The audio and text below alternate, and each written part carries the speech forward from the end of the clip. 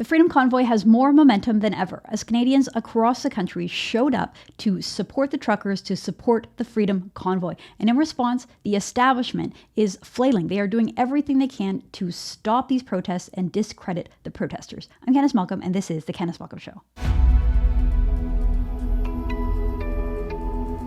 Hi, everyone. Thank you for tuning into the podcast. So the weekend saw a tremendous outpouring of support for the Freedom Convoy, which was a little bit surprising, I'll be completely honest. What we've seen over the past 2 weeks is a coordinated attempt by the legacy media, by the Trudeau Liberals in Ottawa, by political elites and the establishment all over the country to try to discredit the Freedom Convoy. They want you to believe that the Freedom Convoy is a fringe minority. They want you to believe it is filled with extremists, filled with racists, that it is an angry mob, and that it is something that you don't want to be a part of. It's something that you do not want to support. You don't want to go anywhere near it because it is just filled with rotten, bad people. That is the message that I have heard over and over and over again in many forums from the establishment in this country. And yet, despite that message blaring through the airways on the legacy media and from so many politicians of all stripes in this country, regardless of that coordinated smear campaign, what did we see? We saw more and more Canadians show up to support freedom, to say, we've had enough. We don't want more mandates. We don't want more government interference. We don't like government overreach in this country. We want our country back. We want our freedoms back. We are united and we love our country. And we're not letting it go. And it was just so amazing to see that. I'm a person that tries to get my news from as diverse a source as possible. I read almost everything that comes out of the legacy media with regards to politics in this country. Like I said, I'm a news junkie, but more and more throughout the course of this convoy and trying to get my news from a broader source of places, I've gone more to the source. So one of the things I did this morning when I was preparing for the show, when I was reading the news in the morning, is I went over to Instagram. I went directly to the Freedom Convoy page and I just went through their stories and I went through what they were posting, all of their videos, because it is not it's not just a centralized campaign of people putting out their own message. What they do is that they post and share the message of anyone who's tagging them. So you really see a diverse group of people across the country who are supporting the convoy for many of their own reasons. You see a lot of people who are from immigrant backgrounds, people who came to Canada because they want freedom, because they had left a government that was tyrannical, that had too much overreach. They came to this country for freedom and they want their freedom back. People from all walks of life, lots of working class people, lots of young people, again, lots of people from lots of different backgrounds. And it's just really interesting to see that message, which is so positive, so full of love and unity and pride in Canada, again, versus this really, really negative message that we're seeing being pushed out almost frantically by the legacy media, by journalists who just want you to believe that this is some kind of a racist movement, that everything about it has been sullied, and that if you support the truckers, you're basically with that one guy who's waving a swastika flag. That is the equivalent that the legacy media want you to believe. And I think that more and more Canadians are tuning out to that message. More and more Canadians can see through it. They're on social media, they're on TikTok or Instagram, and they can see the images for themselves that make this look a lot more like a big Canada Day celebration. Now, I'm not saying that every single person at those rallies is a good person that I would want to invite over to my house for dinner. I'm not saying that I align with them all and agree with them all on all of the issues, but that's not how a country works. That's not how a democracy, especially a pluralistic democracy like Canada, that's not how it works, right? All the people that are there, they're there for one reason. They support freedom. They want their country back. It's as simple as that. And trying to read different motives or trying to smear the whole group with one broad brush is just ignorant and it's wrong. And I think that's why the legacy media is failing. And the more they fail, the more they sort of cling on, wanting to maintain their grasp on power as it's slipping away. It's really amusing to watch, and it's all playing out. Now, again, just to contrast the hateful narrative coming from Justin Trudeau and the legacy media with images pouring out from the convoy themselves. I think that, again, the more the media malign this group, the more they're encouraged and incentivized to put their own stream out, to film themselves, to watch, to become independent journalists and show Canadians a different side of the story. And so we're seeing images just pouring out of what look like big celebrations, dance parties. We're seeing people waving the Canadian flag, dancing. We're seeing Indigenous drum circles. We are seeing this beautiful image, which went viral over in Toronto, of a Sikh man being held up, dancing, doing the Bhangra, I think it's called, dance, and waving a hockey stick with a Canadian flag. How Canadian is that? Everyone is cheering and celebrating.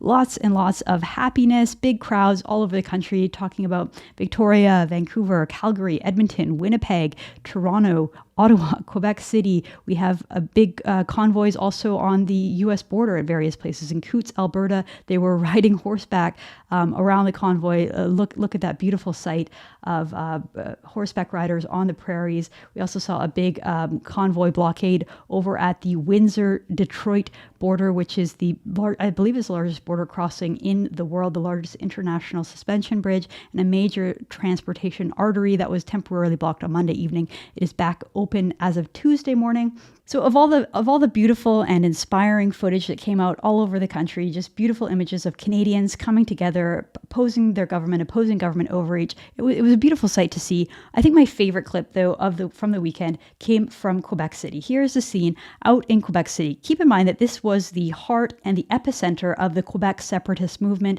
Much of the last half century was spent with people in this part of the country being opposed to Canada, not wanting to be part of Canada, and rejecting it. Instead, choosing to embrace French Quebec nationalism and independence. Well, that was not the scene over the weekend. Here they were in Quebec City, waving the maple leaf alongside the fleur-de-lis, but I saw a lot of Canadian maple leafs in there, and here they are singing our national anthem, singing O Canada in French. What a beautiful sight.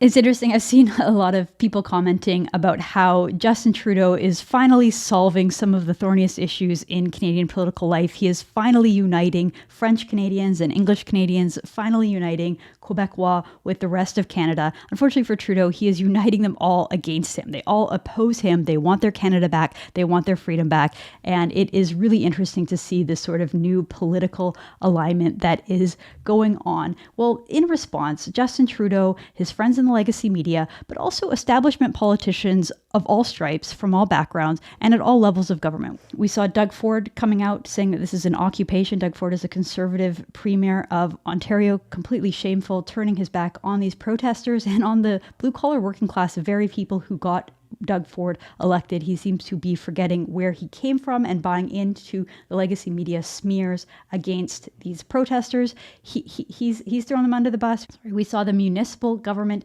in Ottawa basically just flat out calling this an occupation, saying that they're going to do everything they can. The police really stepping into overdrive, ramping up their pressure, ramping up their presence in Ottawa to try to intimidate and remove these truckers from Ottawa, and going after the money supply that is the lifeline of any kind of a protest or any kind of a group. They need money in order to continue their protest. They raised $10 million from people who believed in their cause and supported it. Well, the government went after the funding, went after the money. That was a big story over the weekend, that their GoFundMe account was suspended. So this all started on Wednesday when GoFundMe decided to freeze the trucker convoy fund. It had reached $10 million. They decided to freeze it, and they were doing an investigation into how the money was being spent. Well, the next day, GoFundMe was summoned to appear before Parliament. So a committee of MPs voted to bring representatives of GoFundMe to Parliament as soon as possible to answer questions about the crowdfunding company's ability to screen out hate campaigns. So the assumption here is that the trucker convoy is some kind of a hate campaign and that we need to get to the bottom of it. So corporate officials from GoFundMe met with local police in Ottawa on Wednesday. They decided to freeze that $10 million in support of the truckers. It's not currently accepting any further donations or distributing any of the funds. The company said in a statement on its website that it was reviewing whether the fundraising complies with its terms of service. The terms say GoFundMe will shut down campaigns that promote hate, violence, harassment, bullying, discrimination, tolerance, or intolerance of any kind. Of course, the insinuation is that that is what's happening with the trucker convoy. So once again, they're just trying to smear them. That was all on Wednesday. And by Friday, they really stepped it up. Ottawa police vowed to surge and contain the convoy and referred to the trucker convoy as an occupation. Well, once that happened, GoFundMe decided to pull the plug completely. They released this statement on Friday evening. GoFundMe supports peaceful protests, and we believe that was the intention of the Freedom Convoy when it was created. We now have evidence from law enforcement that the previously peaceful demonstration has become an occupation, with police reports of violence and other unlawful activity. Goes on to say, to ensure GoFundMe remains a trusted platform, we will work with local authorities to ensure we have a detailed, factual understanding of the events taking place on the ground, following a review of relevant facts and multiple discussions with local law enforcement and city officials. The fundraiser is now in violation of our terms and services, Term 8, which provides the promotion of violence and harassment, and has been removed from the platform. Organizers provided a clear distribution plan for the initial $1 million that was released earlier this week, and confirmed funds would be used only for participants who travel to Ottawa to participate in a peaceful protest. Given how the situation has evolved, no further funds will be directly distributed to the Freedom Convoy organizers. We will work with organizers to send all remaining funds to credible and established charities verified by GoFundMe. So they're just stealing the money. They're commandeering this fund. They're saying, we've talked to local politicians and local police officers in Ottawa who are all drumming the same politicized narrative as Justin Trudeau to try to smear these people. At this time, on Friday, there were not reports of violence. I know that there's since been some violence because the police have moved in to try to remove the convoy. Some people are sort of fighting back. There have been arrests at this point, but go back to last Friday, and it just wasn't a violent protest. It wasn't. But the police were saying it was, and the politicians and the city councilors were saying it were. And so GoFundMe is taking a politicized account of the events on the ground and using that to steal, basically, to say that this money is no longer yours. We're taking it back. We're giving it to charities that we verify. And so that caused even more outrage, to the point where GoFundMe announced that it was just refunding, that it was just straight refunding anyone who had given money to GoFundMe, because that whole weird thing about established charities, like, we're going to take the money that you raise for the truckers and give it to other groups. People were not happy about that. But generally speaking, just the idea that GoFundMe, a third source crowdsourcing fund, that people who wanted to give money to the truckers know that GoFundMe is not a trusted vehicle to give your money to. I would be surprised if any conservative group ever used GoFundMe again after seeing this. Jordan Peterson rightly said, the theft of GoFundMe donations to the truckers was the single worst act of political corruption I have ever witnessed in Canada. That is a severe tweet, but it, I think, echoes the severity of what is going on. $10 million taken away from a cause because elites and the establishment don't like the cause. Ron DeSantis, who is the governor down in Florida, said it is fraud for GoFundMe to commandeer $9 million in donations sent to support truckers and give it to causes of their own choosing. I will work with Florida's Attorney General to investigate these deceptive practices. These donors should be given a refund. Likewise, Ted Cruz, who is the Republican senator down in Texas, has demanded that the Federal Trade Commission in the U.S. launch a full investigation into GoFundMe after the for-profit crowdfunding company deplatformed the Freedom Convoy's multi-million-dollar campaign. It's sort of interesting that it takes U.S. politicians who care about freedom and care about the neutrality of tech companies that had to step in here. We didn't hear this from conservative politicians. We didn't hear it from conservative premiers to say that this stuff should be happening in Canada. I'm glad that there are Republicans in the U.S. who are paying attention, because perhaps we will get to the bottom of this. Justin Trudeau and the Liberals are used to basically playing roughshod and doing whatever they want in Canada and getting away with it. We saw that with the We charity scandal. We saw that with SNC. We've seen it so many times.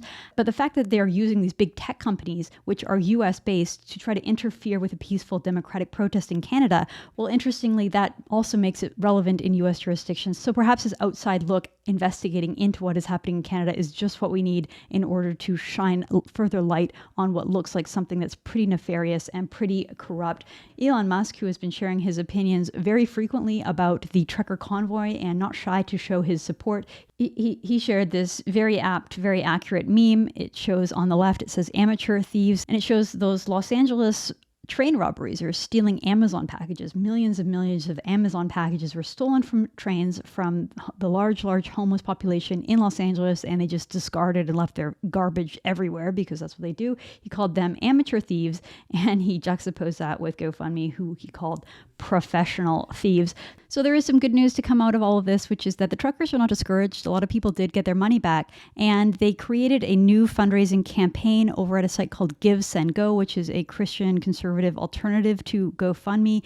And as of this recording, they have raised $6.1 million for the convoy. So not exactly discouraged. I'm sure that they will raise more than they ever did on GoFundMe, in part because of that backlash from tech overreach, colluding with government, using politicized statements to base their account and pulling the plug on that. Really, really despicable. And again, just to echo what Jordan Peterson said, the theft of GoFundMe donations to the truckers was the single worst act of political corruption I have ever witnessed in Canada. I think I echo that.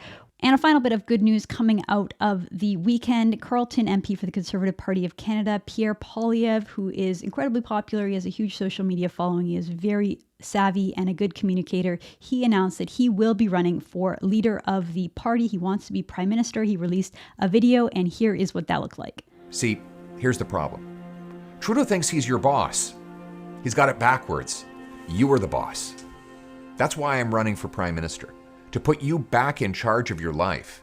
Together, we will make Canadians the freest people on earth. Freedom to raise your kids with your values. Freedom to make your own health and vaccine choices. Freedom to speak without fear, and freedom to worship God in your own way. Using COVID as a political opportunity, the Trudeau government has attacked small businesses, truckers, and other hardworking Canadians. Our destination is a Canada where the government is servant, not master.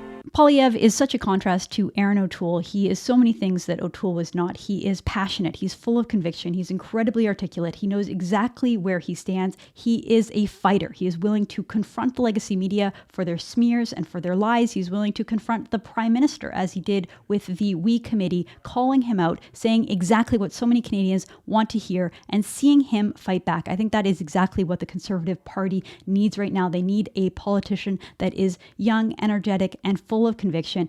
And I think it's a good path for the Conservative Party. Of course, not everyone in the party wants to go down that path. We saw as Aaron O'Toole sort of on his way out, kind of blowing up the party, saying that there's two paths here. There's two ways that the Conservative Party can go. It can go the sort of red Tory establishment way, where we are welcomed into polite society by all the fancy people, and we have this sort of positive, progressive vision for the country. Or the other side is this sort of like angry, hateful mob and trying to basically strawman the base of the Conservative Party. Well, Aaron O'Toole is not alone in that thinking. There's plenty of MPs who echo that. We saw Michael Chong, who is a Conservative MP for Wellington Halton Hills in Ontario, saying this. He says the blockades in Ontario and at the border must end. Another MP, this one from Quebec for the Conservative Party, said, "I spent the week undergoing the siege of Ottawa. If the motivation of the truckers could be understood, the current situation is quite different. I ask that we clear the streets and that we stop the occupation controlled by radicals and anarchist groups." And likewise, Greg McLean, who is the Conservative MP in Calgary Centre, said, "I support law and order. These illegal blockades must end now. I did not intend to minimize the gravity of the situation by comparing aspects of it to a winter carnival. This is a very serious matter. The government of Canada must show leadership and provide clear path moving forward." So there are plenty of MPs who don't support the convoy, and it's all fine. It's okay to criticize the convoy, criticize the protesters for their tactics or some of their beliefs. But at the end of the day, there is a bigger picture here. There is a broader issue of importance, which is the freedom that we have in this country. The fact that we are seeing a blue-collar working class uprising here, demanding our freedoms back. And you have Conservatives on the side of Justin Trudeau and the overzealous people over at GoFundMe and the Ottawa police who are trying their best to basically treat this protest like an insurgency. The fact that you have establishment Conservatives coming out on their side is not a good look for the party. It's not a good look for Canada. They should be on the side of ending the mandates, ending the restrictions, getting our life back to normal, getting the economy back up and running, getting people back in jobs, and supporting a free economy and a free country in Canada. And so the fact that some of them are jumping on board with Justin Trudeau is just sort of sad to see. Look, the Canadian people continue to unite around the cause of freedom for all Canadians. The increasingly deranged and out of touch media and political class continue to flail and cry wolf as they see their power slipping away. The thing that strikes me the most about these protests, about these blue-collar working class uprising, is how sort of non-ideological or pan-ideological they are. There are people from all different backgrounds, people who should typically support Justin Trudeau. I'm talking about young people, people of different backgrounds, but they're not. They feel united by the cause of the convoy. Canada no longer feels divided by East versus West, by French versus English, Quebec versus West, by left versus right. We're experiencing something of a political realignment in Canada. It feels right now much more like the establishment versus the people. And the good news is that the people are winning. I'm Candice Malcolm, and this is The Candice Malcolm Show.